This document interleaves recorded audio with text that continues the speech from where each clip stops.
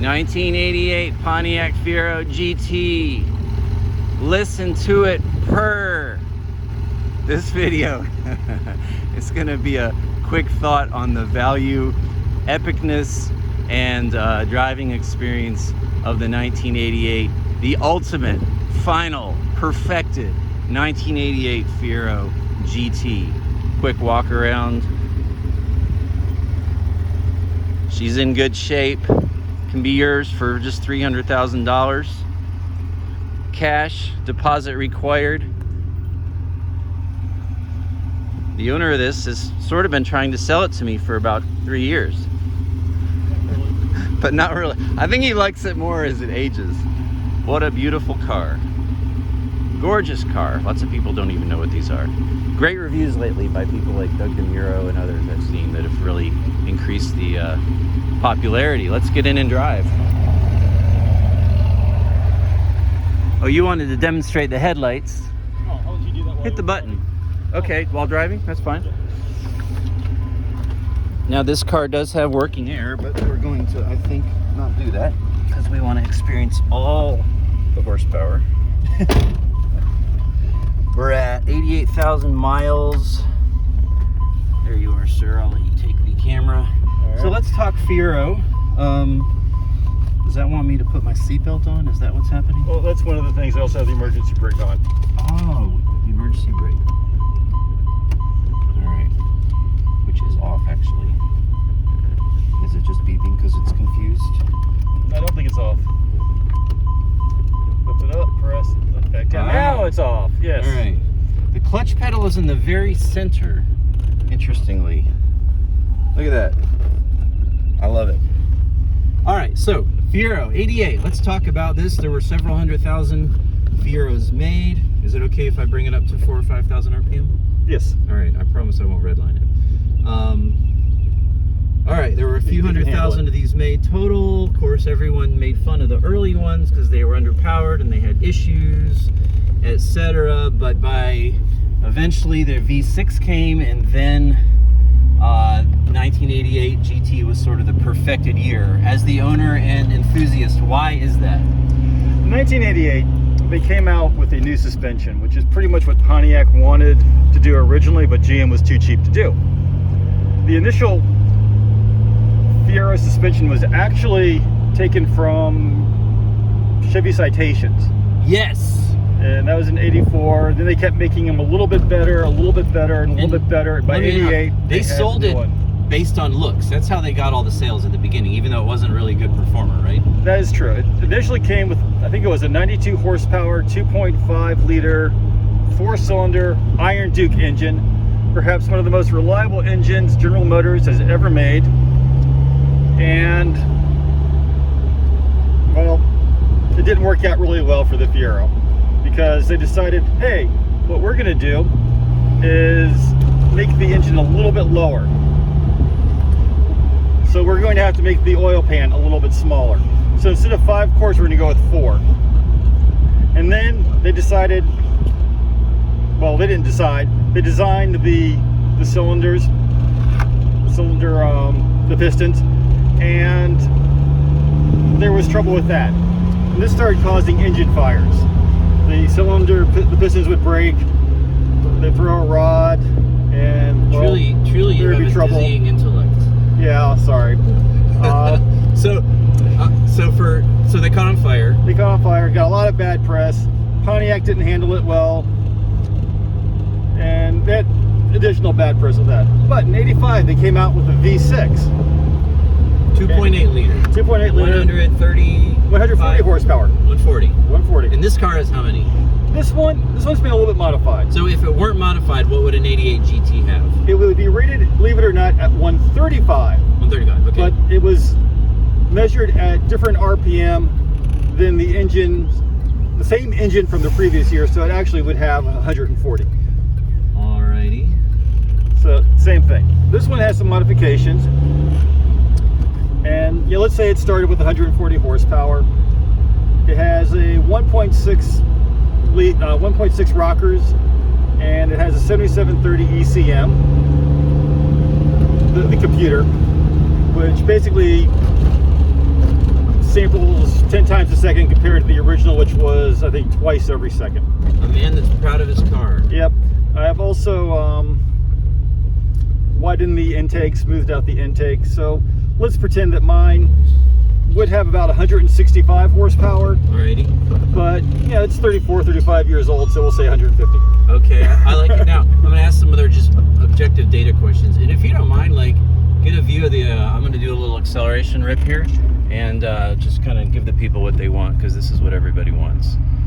And I won't abuse your car.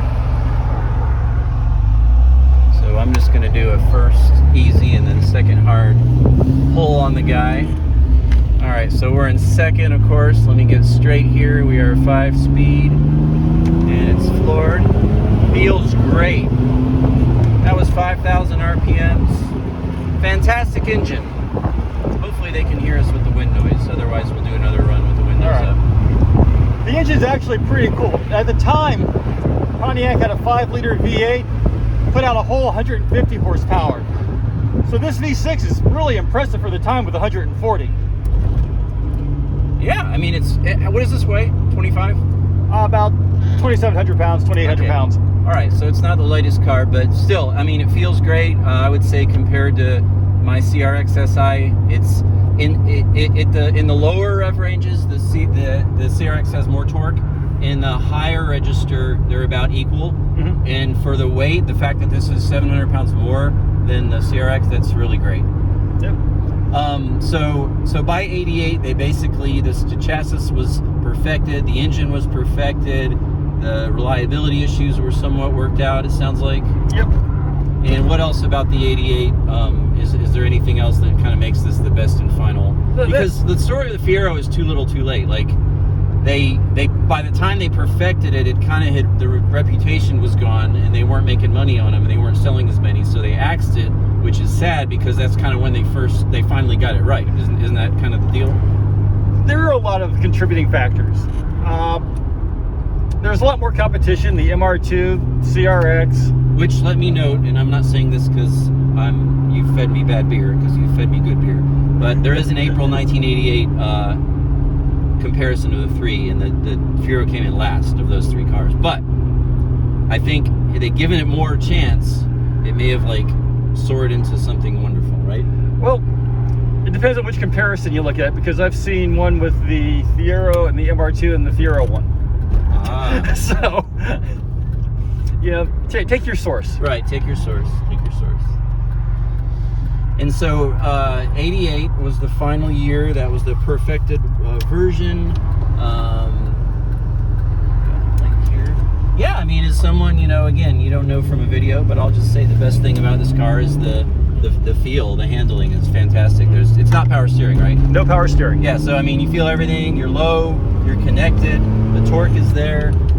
It's a great car. It actually feels a lot like my CRX SI. Really feels a lot like it. Well, it's louder, obviously. Your exhaust is stock, right? Yes, and also my engine's about 6 inches from your head. This is true. So it's allowed to be a bit louder. Right. Let's talk about values. Like today, this has got 88,000 miles, appropriate for an 88. Yeah. This probably is worth 15. I'm gonna say about 15 right now. Okay. And that's crazy because I mean, values of everything's gone up lately, but like 2 or 3 years ago, you probably would have said 8 or 9. Yeah, probably. Wow. See, what happened was GM came out with the new Corvette, mid-engine Corvette, and pretty much every article that talks about the mid-engine Corvette says GM's first mid-engine car since the Pontiac Fiero. And pretty much about that time, people became very interested in Fieros. And then you also had Fast and Furious 9, I think it was, that had a Fiero in it. Ah, so the lore was growing. And you also had a guy who spent $90,000 to purchase the last Fiero ever made at auction. Right. So you had pretty much a perfect storm of Fiero interest. People started saying, wow, these things are pretty cool. And they are. This is a blast to drive. Beautiful car. Blast to drive. They look great. No one knows what they are. That's the next thing I was going to say. No, you go to car shows and a lot of people don't know what these are, especially obviously younger people. Yeah. Awesome. Yeah. Oh, we're only at 9 minutes. Okay. Tell me So if someone's looking for a Fiero GT 87, 88, kind of the good years, how hard is it to find a good one? It is actually not terribly hard. It's a case of how much are you willing to spend. You know, if you're looking for... I'm going to do another rip for the people. Give the people what they another want. rip, sorry. Grab the... Oh, sorry. There we go. Go ahead. Here we go. Are we ready? All right, second gear, 3, 2, 1. Here we go. Pedal to the metal. There you are, sir. So whether or not you're impressed by that, the bottom line with all these old cars, if you don't modify the crap out of them, is they're not fast. They're 0 to 60 somewhere in the 7s, which isn't fast, but when you're this low to the ground, and when you hear the engine right behind you, and when you feel everything through the steering wheel, and when everyone's looking at you, and when you're looking at your amazing boxy dash and all your push buttons 1980s dash vents, and there's like no nannies taking the car over, and there's no screen, and it's all just totally analog, like it feels freaking awesome. And like, to me, this is the same thing I said about my CRX. It's rare, it's beautiful, it's a conversation starter, and it's a nostalgia machine. And that's why you own one of these. It's not about going fast. And I will say this too, like, whether or not it's fast, the feeling to me, and this is someone who has a 300 wheel horsepower Fiesta that's like pretty much as fast as most stuff on the road, this is just as fun, not because it's fast, but you feel the car. And that, to me, that's what makes it fun. Anyone can be fast, but the fact that you feel the car, you're shifting for yourself, you hear everything, that is just as valuable as straight lines, like, you know, rocket ship speed. And that's, again, one of the best things about the Fiero, I think. So you're saying if you're willing to spend money, you can find a good one? Yeah.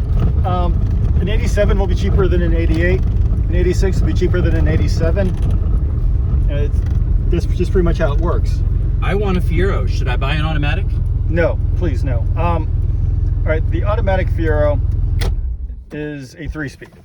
All of them, even the 88s. Even the 88s. Okay. They were not impressive. The sticks are a blast. Yes, and I can attest to that. 86, I think they came out with the 5-speed manual. 86 was from the 4-speed to the 5-speed manual. Yep. Can we pop the engine bay and do a final look at that? Sure can. Love these gold wheels. Here it is. This is like extra horsepower right here. Check that out. This is a really cool engine. I mean, how many engines from the 80s actually have the name carved in it? I know. This is another nice little feature that I have, mostly so that I can take the car to the car shows and you can't see what junk I have in my trunk. Awesome. Yep, decorative, nice. You've kept very good care of this. And you got this for like $5 or $6 grand many years ago, right? Yes. Yeah, so I mean, you got it at the right price then, and it's just increased in value. Fieros have gone up astronomically. It's shocking how much. Sweet. Well, I think we've said a lot. I think this is a good place to quit. Is there any other final comments you want to say about the Fiero GT? Why don't we swoop around to the front? This is probably the coolest car that has ever been on this channel. Well, without a doubt, possibly. if you ask me. Well, of course, yeah, you're biased. You're entitled to that. I've always loved this car. And this is one of the few cars that you can drive, you know, through a school zone, doing the speed limit with a cop behind you, and you are still having fun. Yes. It is that entertaining to drive. Yes. So I would highly recommend getting one, taking it for a drive. It's not all about the horsepower. It's about, a lot is about the feel. Yeah, feel. Just really enjoying and the looks. Yeah, and you know, this is something that most people watching this will probably disagree with, and I've said this to you over the years. I love this car. Probably the only reason I have not sought out one, because I've owned, you know, so many different cars, and there's a bunch of cars on this channel, like a dozen in the last 5 years probably, that I've owned and fixed and sold. The only thing, this is just a bit too much when it comes to like, wow, look at me. And I'm not saying that's even a bad thing. It just doesn't fit my personality. And that's probably one thing for those that want that. Like, this car pops, especially in the red or the blue, in my opinion. But that's not in any way, oh, we got to do the headlights before we quit. That's not in any way a negative. I really don't have anything bad to say about this car at all. It's a great car, and I love this version. And yeah, and look at that. Sweet. All right. Well, thanks for watching our Fiero video. Leave us your comments. What do you think's better, the Fiero MR2 or CRX? What do you think's great about the Fiero? What don't you like? Do you have one? Do you want one? Thanks for watching. Peace.